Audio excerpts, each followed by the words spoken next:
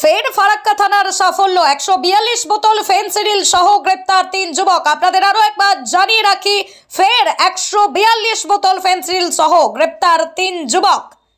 গোপন সূত্রে খবর পেয়ে বুধবার রাত্রে ফারাক্কা ব্লকের বেনিয়া গ্রাম পঞ্চায়েতের অন্তর্গত মাস্তলা এলাকা থেকে 142 বোতল ফেন্সিডিল সহ 3 জন যুবককে গ্রেপ্তার করলো ফারাক্কা থানার পুলিশ।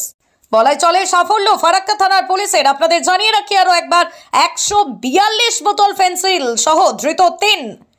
ধৃতদের নাম ফরিদুল ইসলাম, বয়স 32, বাড়ি শিরকুণ্ড, কোটালপুকুর, ঝাড়খণ্ড; সিরাজুল শেখ, বয়স 19, বাড়ি বেনিয়া গ্রাম পঞ্চায়েতের অন্তর্গত মাস্তলা এলাকায়; সরফরাজ শেখ, বয়স 18, বাড়ি বাহাদুরপুর পঞ্চায়েতের অন্তর্গত চান্দর গ্রামে।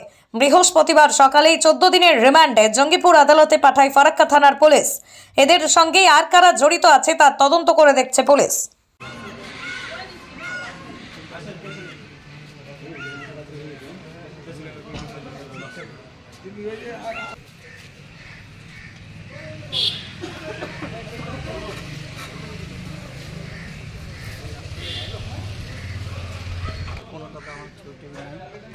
না নাই একটাতে গেলে তো কি দিবে ব্যাংক ব্যাংক ঢুকলে